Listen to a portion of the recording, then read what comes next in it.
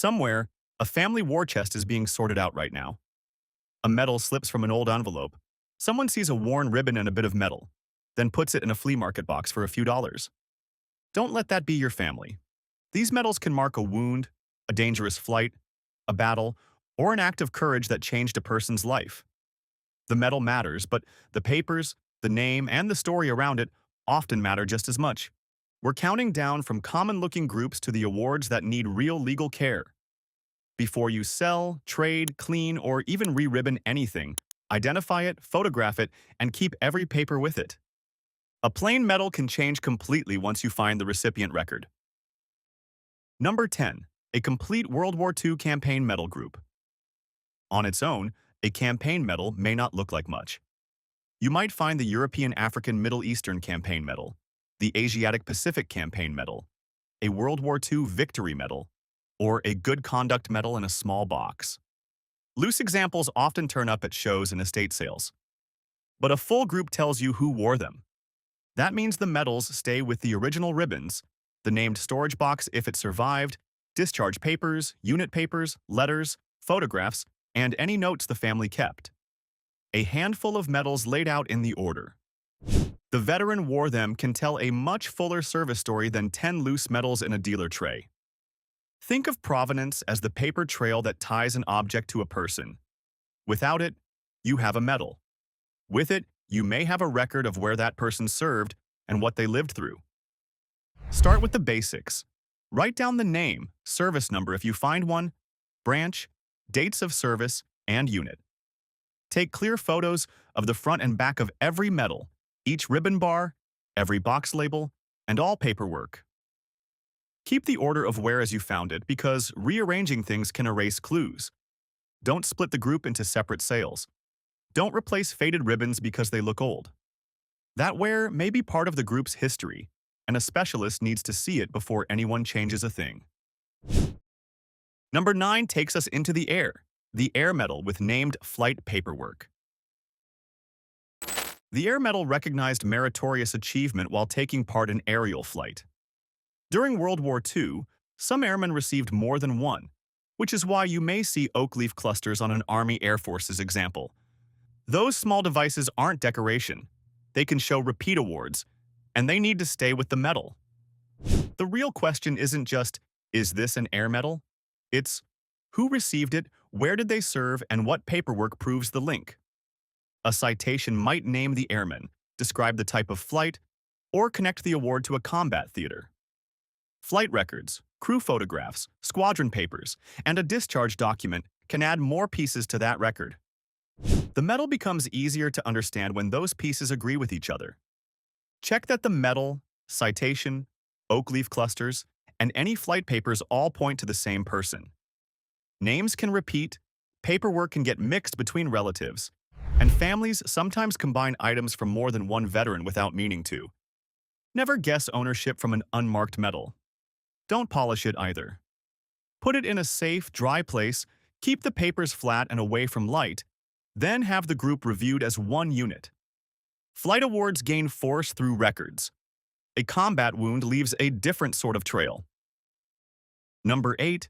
A Bronze Star medal tied to a clear combat record. This one needs careful reading.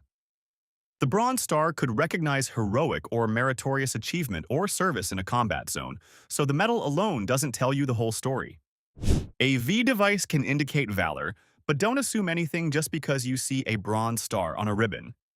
You need the citation, the award certificate, and the veteran service record. If there's a named case, keep it. If the family saved a discharge form, unit history, wartime letters, or notes about where the veteran served, keep those too. They may confirm whether the award went to the person you think it did and what the award recognized. Condition grading matters, but it isn't the first question here.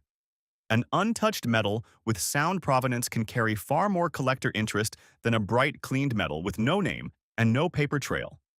Cleaning removes old surface tone, and it can't put history back once it's gone. A good rule to follow is simple. Verify the combat link from records, not from appearance. A medal doesn't need a dramatic family story to deserve respect, but a story needs proof before you attach it to the medal. Now consider number 7, a named World War II Purple Heart grouping. A Purple Heart marks a wound received in combat, with military records tied to the wound and treatment. That gives it a different weight from a routine service award, and it also makes careful research more important. An ordinary Purple Heart may trade around $50 to $75 in the collector market. Examples that can be linked with confidence to a named recipient may bring $150 or more. Strong documented groups can reach much higher, depending on the person, unit, combat history, condition, and paperwork. Those numbers aren't a promise of what yours will bring. They're a warning against treating every Purple Heart as the same object. One point trips up a lot of families. Purple Hearts were not generally engraved with the recipient's name by the issuing authority as part of the standard award process. A name on a medal may come from later engraving, family work, or a later owner.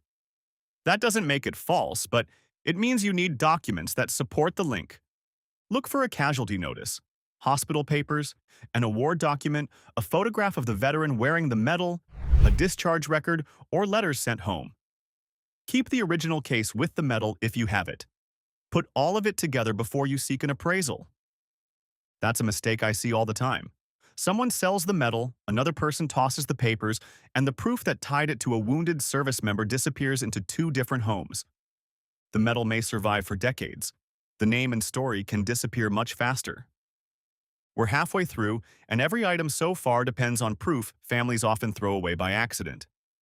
If you have war medals in your family, write down what you know today. Ask older relatives for the recipient's full name, unit, branch, places served, and any story they remember.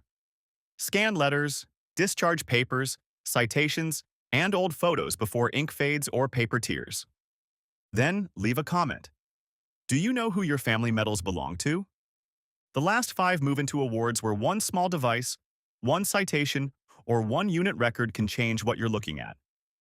Keep watching, because the care needed only grows from here. Number 6, a Distinguished Flying Cross with its citation and full group. The Distinguished Flying Cross went to service members for heroism or extraordinary achievement during aerial flight. It can belong to a pilot, but not every recipient sat at the controls. Crew roles matter, and the citation can tell you far more than the medal's face ever could. Read that citation slowly. It may name the recipient, describe the theater of war, place the award in a squadron, and tell you whether the service member flew a single act of heroism or repeated combat missions. If oak leaf clusters sit on the ribbon, they may show later awards, but the device must match the paperwork and the time period. Keep the whole group together. That means the medal, its case, award certificate, related air medal, crew photo, squadron material, and letters from home all stay in one place. One piece may not explain much alone, while the full group can connect a person to a unit and a period of service. Small details deserve a specialist's eye. Engraving, device placement, ribbon wear, and period-correct parts can affect whether a group holds together as an original set or whether it was put back together years later. Don't move devices around to make the medal look better. Photograph how you found it and leave it alone. A flight award can tie one person to a specific crew. Number 5, a medal group linked to a presidential unit citation. A presidential unit citation honors a unit for extraordinary action, but the ribbon alone doesn't prove that every person who owned one served during the cited period.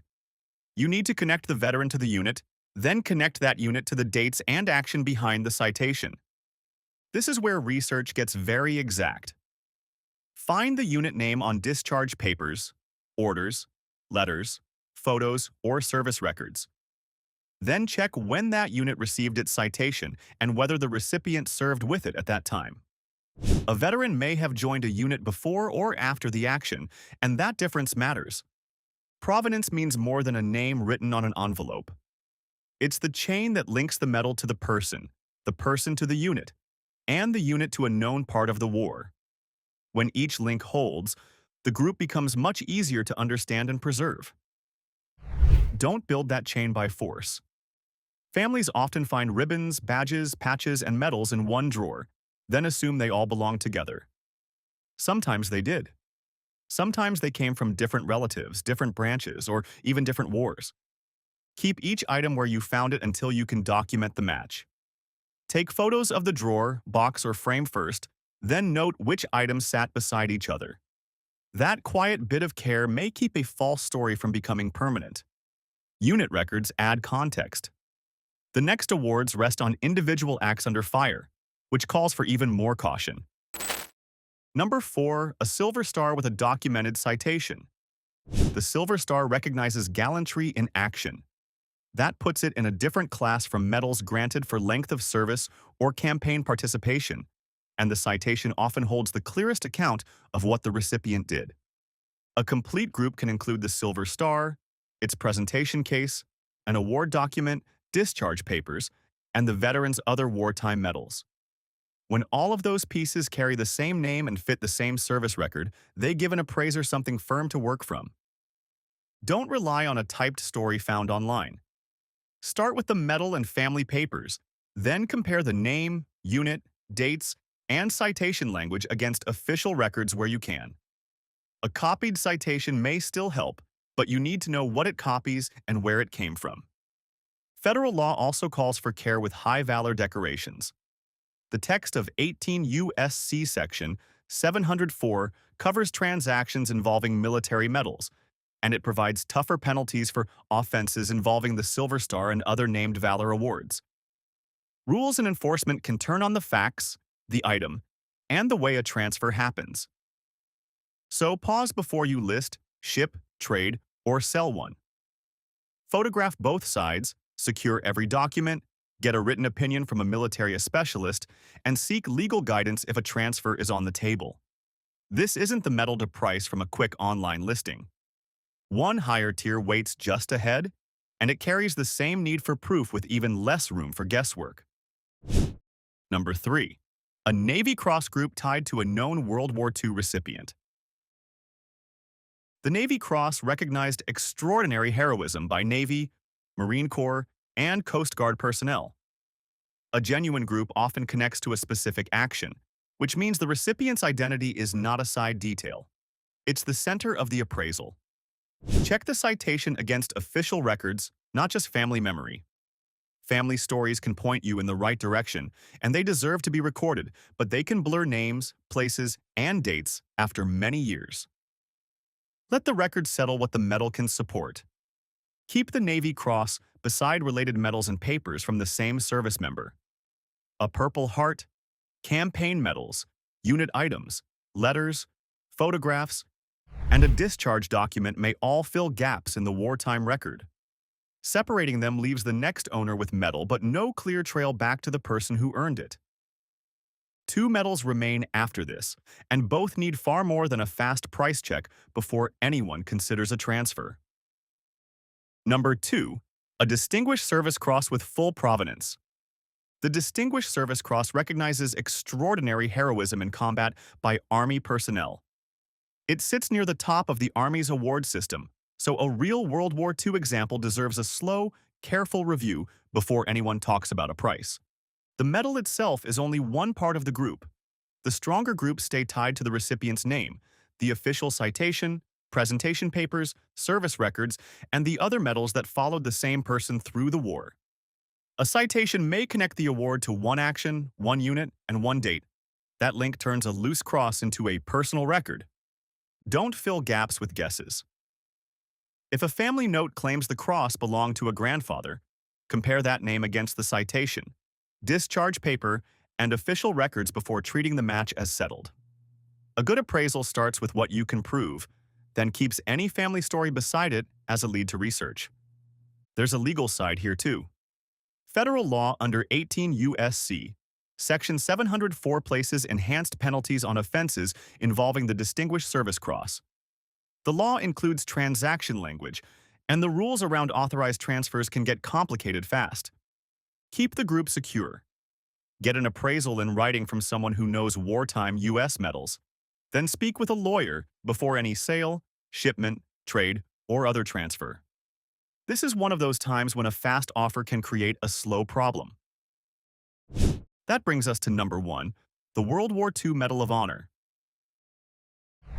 The Medal of Honor is the highest U.S. military award. It recognizes courage at risk of life beyond the call of duty, and each award rests on a fully documented act rather than a general period of service. No clear public auction result for a World War II Medal of Honor appeared in the supplied research covering 202 through 2026. That lack of open market data doesn't mean the medals lack worth. It means they sit outside normal collecting in a way no campaign medal or standard award group does. Under federal law, you can't buy, sell, or barter a Medal of Honor. Violations can bring fines and up to 1 year in prison. The ban also reaches related commercial acts, so this isn't something to list online, mail to a buyer, or hand to a dealer for a casual offer.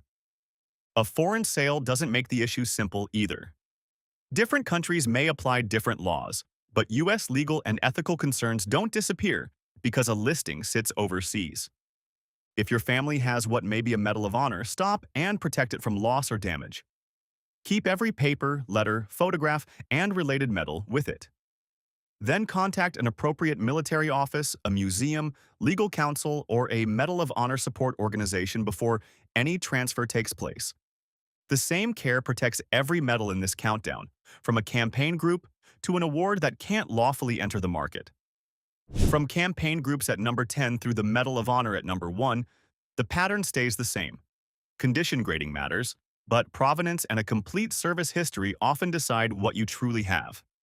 First, don't polish, clean, re-ribbon, or repair anything before an expert sees it. Old ribbon wear, finish, cases, and even the way a group was stored can answer questions that a cleaned-up display can't. Second, keep it all together. Medals, cases, citations, discharge papers, letters, photos, and family notes belong in the same file or box, even if one paper looks unimportant. The small note with a unit name may be the only link left between the medal and its recipient. Third, photograph both sides of every item and scan the fragile papers. Write down names, nicknames, units, places, and any story your relatives still remember. Put a date on those notes and label who shared the memory. Fourth, use a military specialist for an appraisal, not a general antiques dealer. For high-valor awards, get legal advice before you ship, list, trade, or transfer anything. Once a group gets split and the papers vanish, the proof may never come back. Tell me in the comments which medal story your family still knows. Subscribe for more guides on inherited military items, and share this with someone sorting through a veteran's keepsakes before anything leaves the house.